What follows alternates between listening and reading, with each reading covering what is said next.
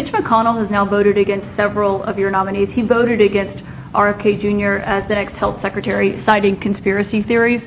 What's your reaction to that? Well, I feel sorry for Mitch. And I was one of the people that led. He wanted to go to the end and he wanted to stay leader. He's not equipped mentally. He wasn't equipped 10 years ago mentally, in my opinion. He'd let the Republican Party go to hell. If I didn't come along, the Republican Party wouldn't even exist right now. Mitch McConnell never really had it.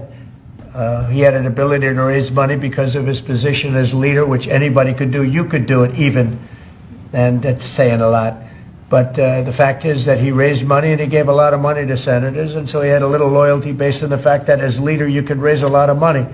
Senators would call me and they say, he wants to give me 25 million. Can I take it? I'd say, take the money. Take the money. But he engendered a certain amount of, I don't even call it loyalty. He was able to get votes. But I was the one that got him to drop out of the leadership position, so he can't love me. But he's not voting against Bobby. He's voting against me, but that's all right. He endorsed me. Do you know that Mitch endorsed me, right? Well, he did. You think that was easy? What? He had polio, obviously, and I don't know. I don't know anything about. He had polio. He had polio. Are you doubting that he had polio? I have no idea if he had polio. All I can tell you about him is that he shouldn't have been leader. He knows that.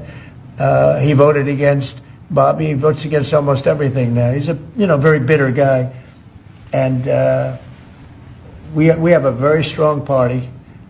And he's almost not even really a very powerful member. I'd say he's not he's lost his power, and it's affected his vote. And it's one of those things. But in the meantime, Bobby did great, got more votes than anybody thought, and I think he's going to do phenomenally, just phenomenally in that position. And everybody else likewise did well. Not only well, they got more votes than anybody thought. Tulsi, look at how she did. She did great. Marco got 99 votes. How about that? And Marco got 99 votes. And Marco, by the way, I have to tell you, Marco Rubio's done a fantastic job. He's been a great Secretary of State. They're all doing great. But we're going to have a swearing in today, and maybe we're going to have a second one because I hear we have a couple of them coming up. And the man behind me is doing a fantastic job, Secretary of Commerce. And I think you're going to see something very big come from today's signing. This is going to be a very important signing. Okay?